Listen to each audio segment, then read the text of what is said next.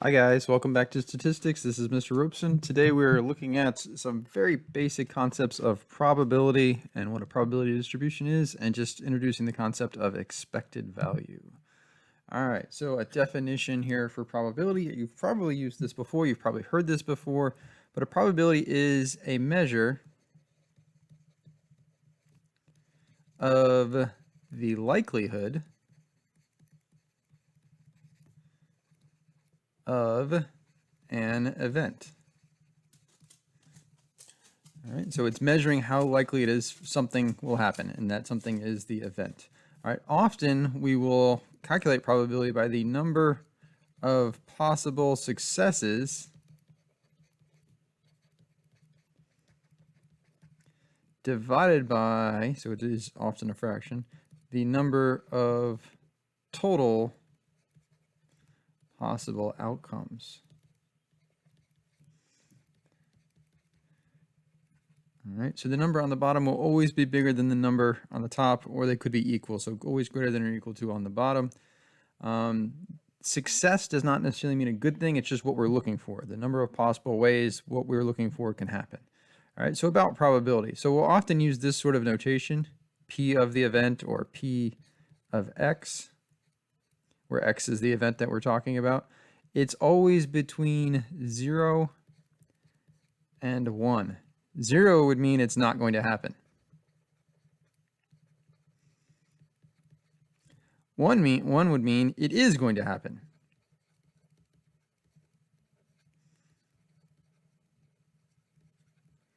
All right, and we can write it as a decimal.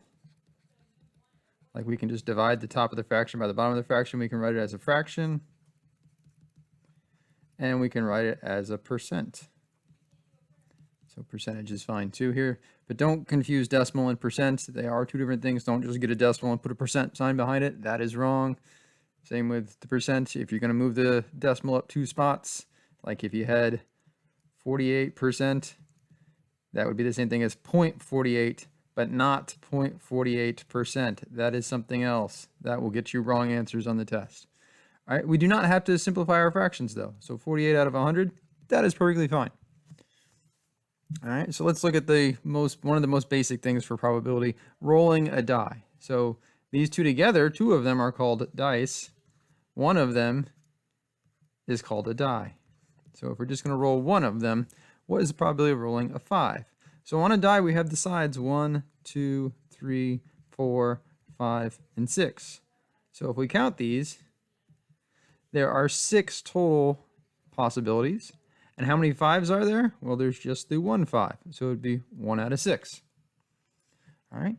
It's probably better to leave this as a fraction, but if we want to divide, I believe we get 0.1666666 or 0.167. If we move the decimal back 2 spots, that would be 16.7%. Either one of these three things is perfectly fine. What's the probability of rolling a 1 or a 3?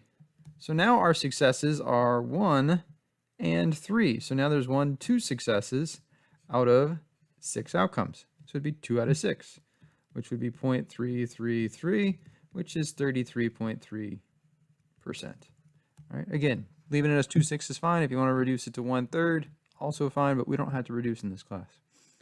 All right, so another example. A class has 28 students, 16 are girls, 12 are boys. What is the probability a randomly chosen student from the class is a girl? So if we were to close our eyes and just pick a student from the class, point you over there, what's the probability that we would choose a girl? Well, the number of girls is 16 out of the whole class, which would be 28. So 16 out of 28, there's our answer. We don't have to simplify. We can leave it just like that, and we're done.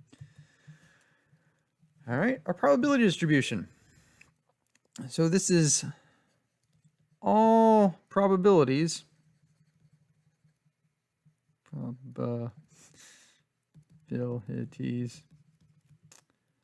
of all possible outcomes. All right, we could put this in a chart. This could be a graph. We could just list them. All right, but for each possible outcome, we've written down its probability.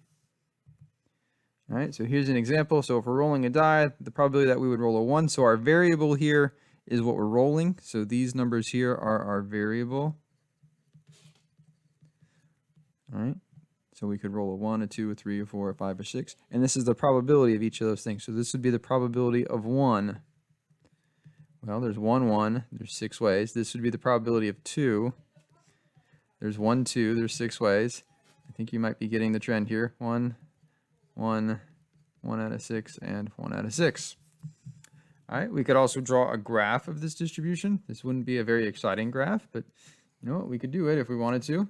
So here could be what we roll. So 1, 2, 3, 4, 5, and 6. And this would be what we roll. And this would be the probability of each one. So really, we're just going up to 1/6 for each one. So here's 1/6, 1/6, 1/6, 1/6, 1/6, 1/6. All right, we can make this into a bar graph if we want. We could leave it as a dot plot if we wanted to. Kind of took the easy way there. But this is what we call a uniform probability distribution. All right, the reason why it's uniform is because all of them have the same height, exactly the same height. Uniform distribution. They all have the same probability. They each have a probability of 1/6. All right, now down here we have something a little different. I went through and counted how many people are signed up for AP Statistics currently. Right now we had 33 juniors and 64 seniors, and now we want to know what's the probability of each one. Well, this would be 33 out of, well, we need to know the total. So we'd usually add an extra column over here and just call it total. And we would do 33 plus 64 is 97. So we'd have 33 out of 97 are juniors. And the probability that someone is a senior would be 64 out of 97. And we could draw a table for this or a chart for this if we want. It looks like this bar would be about twice as high as the other bar. Junior, senior, and let's just say 1/3, 2/3, and this is about 1/3. It's a tiny bit more than 1/3. Our juniors, and then for seniors, we're a little bit less than 2/3. Looks something like that. There's our probability distribution, and this would be our probability of X. All right, and these are this was categorical variables over here. These ones are numerical, so they were quantitative variables. We can have continuous variables or we can have discrete variables. Discrete are just individual outcomes. Continuous means we could get all the little outcomes in between. All right, we'll talk about that more later. All right, so suppose you open a bag of Skittles. This is in class where I would have given you a bag of Skittles and we would have done an experiment. Sorry, no class. And counted the number of each color. The results are in the chart below. Find the probability of each color. All right, so we had 16 red, 8 orange, 12 yellow, 14 green, and 10 purple. If we add these all up, that gives us a total of 60 Skittles. So then the probability of red would be 16 out of 60. Probability of orange would be 8 out of 60. Probability of yellow would be 12 out of 60. Green, 14 out of 60. And purple, 10 out of 60. And if we did the total, it'd just be 60 out of 60, which would be 1, which makes sense. The probability of getting every color or any color would then be 1. What is the probability of reaching into your bag without looking and getting either green or yellow? Well, if we look at the yellows and the greens, that's right there. So that would be 12 plus 14 outcomes that we want, which would be 26 positive outcomes or successes out of everybody, out of 60. We could have also just done 12 out of 60 plus 14 out of 60. Oops, 60 gives us 16 out of 60. That also works. So if we're looking at something with an or, like or, that generally means to add up the probabilities. But be careful, because if they overlap, you might have to remove something. Like you might be counting something twice. Here we don't have any overlap. You can't be a green Skittle and a yellow Skittle at the same time. What is the probability of reaching into your bag without looking and getting any color but red? Well, we don't want the reds, so we could just take out the 16, and what's left would be our answer. So we could just do 60 minus 16 gives us, is that 44? And we'd be 44 out of 60. Another way to think of that would be 60 out of 60 minus 16 out of 60. I keep doing that. Why do I keep doing that? So this would be 1 minus the probability of red, which gives us this, which is the probability of not red. Using our probability notation, this would be the probability of, we could say, green or yellow. All right, so for this, often if we're looking for not something, so if we're looking for not red, we can take 1 and we can subtract from it the probability of red. So this would be 1 minus the probability of whatever they're asking about. All right, it's just a shortcut. All right, we'll have a name for this in the next section. This is called complement probability. So these are complements. Complement probability. All right. All right, and one last thing here, expected value. So we have 5 colors in the bag. Suppose you know that there are 60 total Skittles in the bag. If Skittle colors are uniformly distributed, so back to the die, we got an even number of each. How many of each color do you think there will be? Well, there's 5 colors, so that means each one should have a probability. So the probability of red should equal the probability of orange. I'm just going to abbreviate. Probability of yellow is the probability of green, equals the probability of purple, should equal 1/5. They should all just be 1/5, because if we add them all up, that would give us 1. All right, so that means we think we should have 1/5 of 5th, not 50th. 1/5 of the total would be 12. So we should have 12 reds. We should have 12 oranges. 12 of everything.